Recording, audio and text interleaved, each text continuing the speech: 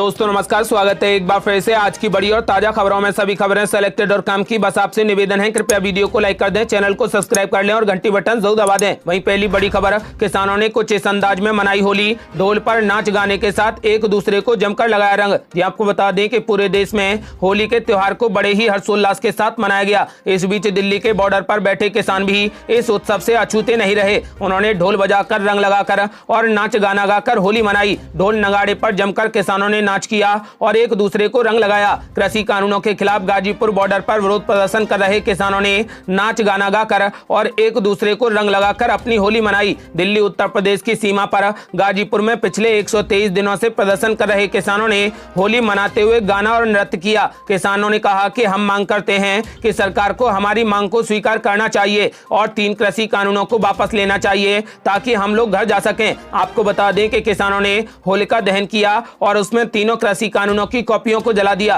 साथ ही किसानों ने मांग की है कि सरकार जल्द से जल्द कृषि कानूनों को रद्द करे ताकि हम अपने घर जा सकें। यदि आप भी किसानों का खुले दिल से समर्थन करते हैं तो इस वीडियो को लाइक कर अपनी राय हमें कमेंट बॉक्स में जरूर दें।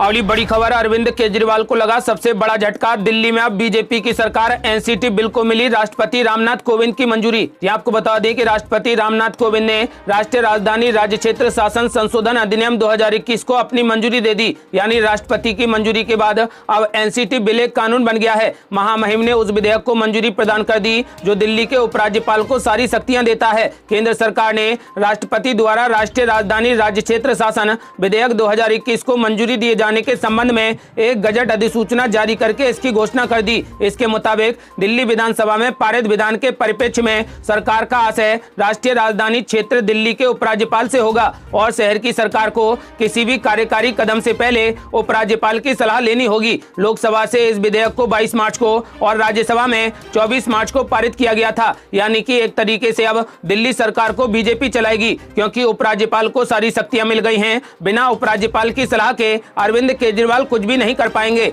ये अरविंद केजरीवाल को सबसे बड़ा झटका है क्योंकि राष्ट्रपति रामनाथ कोविंद के हस्ताक्षर के बाद अब एनसीटी बिल एक कानून बन गया है।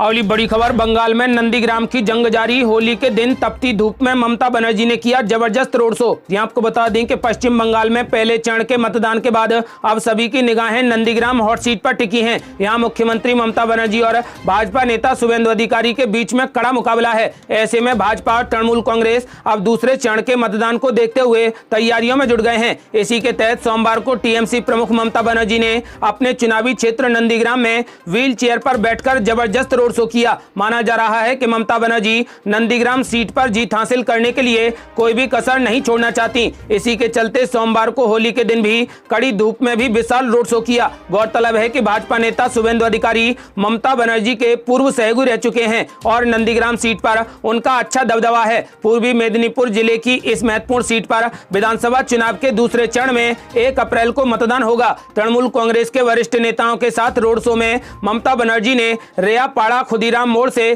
ठाकुर चौक तक 8 किलोमीटर तक लंबा सफर तय किया। इस दौरान वो व्हील चेयर पर बैठी रहीं और हाथ जोड़कर लोगों का अभिवादन करती रहीं। बता दें कि रोड शो में सैकड़ों स्थानीय लोगों और पार्टी कार्यकर्ताओं ने हिस्सा लिया और ममता बनर्जी जिंदाबाद के नारे लगाए। तृणमूल अध्यक्ष ने घोषणा कर दी है कि वो बृहस्पतिवार को मतदान होने तक अब नंदीग्राम में ही रहेंगी। दूसरे चरण के लिए मतदान 30 अप्रैल शाम 5 बजे तक खत्म होगा। भाजपा के सूत्रों ने बताया कि मंगलवार को केंद्रीय गृह मंत्री अमित शाह भी नंदीग्राम में जबरदस्त रोड शो में हिस्सा लेंगे। अगली बड़ी खबर, महाराष्ट्र की राजनीति में अमित शाह की एंट्री से आया बड़ा भूचाल। शरद पवार के अमित शाह से मिलने की खबरों पर गरमाया माहौल। कांग्रेस ने पूछा क्या बात हुई, देश को बताएं। आपको बता दें कि राष्ट्रवादी कांग्रेस पार्टी यानी एनसीपी प्रमुख शरद पवार और प्रफुल्ल पटेल की केंद्रीय गृह मंत्री अमित शाह के साथ मुलाकात करने की खबरें आने के बाद सियासी माहौल ज्यादा गर्मा गया है। एक तरफ एनसीपी इस मीटिंग की खबरों को खारिज कर रही है तो वहीं दूसरी ओर कांग्रेस नेताओं ने सवाल खड़े कर दिए हैं। कांग्रेस नेताओं ने पूछा है कि अगर गृह मंत्री देश के किसी बड़े नेता से मिलते हैं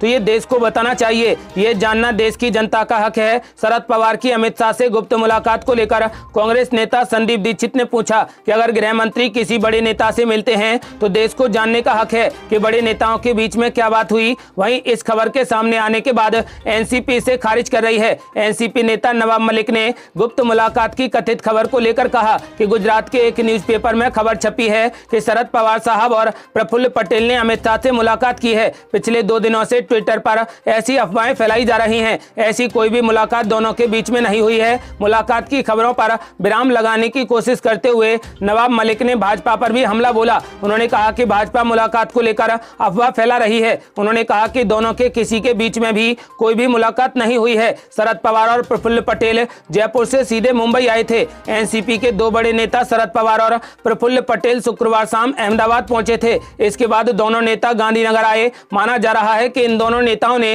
गांधीनगर में कुछ गुप्त मुलाकातें की हैं। बता दें कि शरद पवार और अमित शाह के बीच में हुई मुलाकात की खबरों को उस वक्त और बल मिल गया था जब अमित शाह ने शरद पवार और प्रफुल्ल पटेल से मीटिंग के सवाल पर कहा था कि सब कुछ सार्वजनिक नहीं कर सकते हैं। अमित शाह के जवाब से ऐसा लगता है कि इन दोनों की मीटिंग हुई है। अब देखना ये होगा कि मीटिंग में क्या फैसला लिया गया है। जहां तक फैसला है कि महाराष्ट्र में राष्ट्रपति शासन लगाए जाने की उम्मीद है। अगली बड़ी खबर, टीएमसी की खूबसूरत सांसद नुसरत जहां का बड़ा ऐलान। बोली मैं मुख्यमंत्री के लिए भी 1 घंटे से ज्यादा रोड शो नहीं कर सकती। ये आपको बता दें कि पश्चिम बंगाल विधानसभा चुनाव का दूसरा चरण आते ही बीजेपी, तृणमूल कांग्रेस जैसे बड़े दलों में डिजिटल युद्ध भी तेज हो गया है। टीएमसी सांसद नुसरत जहां का ऐसा ही एक वीडियो वायरल हो गया जिसे बीजेपी ने भी शेयर किया है, जहाँ पार्टी के कार्यकर्ता उनसे थोड़ी दूर और रैली का अनुरोध करते दिखाई दिए। लेकिन नुसरत जहां ने इस गुजारिश को ठुकराते हुए 2 टूक कह दिया कि मैं 1 घंटे से ज्यादा रोड शो नहीं कर सकती, मुख्यमंत्री ममता बनर्जी के लिए भी नहीं,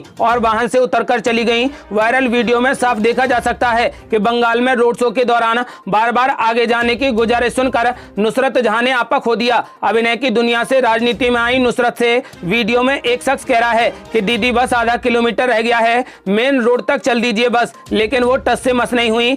25 सेकंड की इस वीडियो क्लिप को बंगाल बीजेपी ने भी अपने ट्विटर हैंडल से ममता लूजिंग नंदीग्राम हैशटैग के साथ जारी किया है। अगली बड़ी खबर, पंजाब में बीजेपी नेता की पिटाई का मामला गवर्नर तक पहुंचा। मुख्यमंत्री कैप्टन का मांगा इस्तीफा। ये आपको बता दें कि बीजेपी नेता अरुण नारंग के साथ हुई मारपीट के बाद पंजाब की सियासत ज्यादा गर्मा गई है। आपको बता दें कि बीजेपी नेताओं ने आज पंजाब के गवर्नर बीपी सिंह बदनौर से शिकायत की और मुख्यमंत्री कैप्टन अमरिंदर सिंह का तुरंत इस्तीफा मांगा। बता दें कि बीजेपी का प्रतिनिधिमंडल पंजाब गवर्नर हाउस पहुंचा और गवर्नर से मुलाकात करके पार्टी के नेता अरुण नारंग के साथ हुई घटना की जानकारी दी। प्रतिनिधि मंडल में अश्विनी शर्मा, सोम प्रकाश, श्वेत मलिक, दिनेश बाबू और मदन मोहन मित्तल भी शामिल थे। पंजाब बीजेपी के नेता राज्यपाल से शिकायत करने के बाद मुख्यमंत्री कैप्टन अमरिंदर सिंह के आवास पर प्रदर्शन करने पहुंचे। बीजेपी नेताओं ने अर्धनग्न होकर और जमीन पर बैठकर विरोध जताया। आपको बता दें कि उन्होंने कैप्टन अमरिंदर सिंह से उनका इस्तीफा मांगा है। अगली बड़ी खबर, नंदीग्राम सीट पर ममता बनर्जी बनाम शुभेंदु अधिकारी की जंग को त्रिकोणीय बनाने की कोशिश में मीनाक्षी मुखर्जी। ये आपको बता दें कि पश्चिम बंगाल विधानसभा चुनाव के पहले चरण में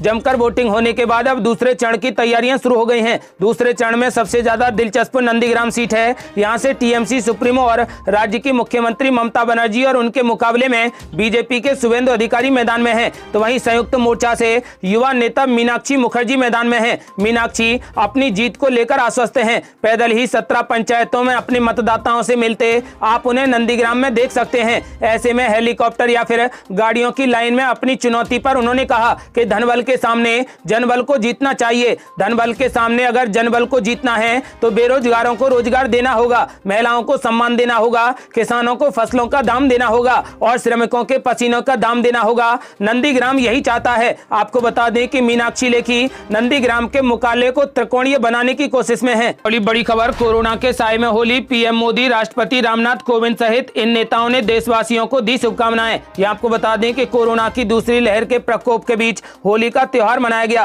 प्रधानमंत्री नरेंद्र मोदी और राष्ट्रपति रामनाथ कोविंद सहित देश के कई नेताओं ने होली के अवसर पर लोगों को शुभकामनाएं दी। पीएम मोदी ने कहा कि आप सभी को होली की ढेर सारी शुभकामनाएं। आनंद, उमंग, हर्ष और उल्लास का ये त्योहार हर किसी को जीवन में नए जोश व नई ऊर्जा का संचार करे। वहीं राष्ट्रपति रामनाथ कोविंद ने भी देशवासियों को होली की शुभकामनाएं दी हैं। इसके अलावा गृह मंत्री अमित शाह ने कहा कि समस्त देशवासियों को होली के पावन पर्व की हार्दिक शुभकामनाएं। रंग, उमंग, एकता और सद्भावना का ये महापर्व आप सभी के जीवन में सुख, शांति और सौभाग्य लाए। तो वहीं राहुल गांधी ने भी कहा कि हमारे देश की विविधताओं के सभी रंगों के त्योहार होली की आप सभी को हार्दिक शुभकामनाएं। कोरोना गाइडलाइन का पालन करें और सुरक्षित रहें। ये थी अब तक की बेहद बड़ी खबरें। यदि आप भी चाहते हैं कि कृषि कानून हमेशा के लिए रद्द हो जाएं और बंगाल में टीएमसी की सरकार बने तो इस वीडियो को लाइक कर अपनी राय हमें कमेंट बॉक्स में जरूर दें। यदि आपने अभी तक हमारे चैनल को सब्सक्राइब नहीं किया है तो कृपया चैनल को सब्सक्राइब कर घंटी बटन जरूर दबा दें। जल्दी मिलते हैं बड़ी अपडेट के साथ, तब तक के लिए जय हिंद, जय भारत।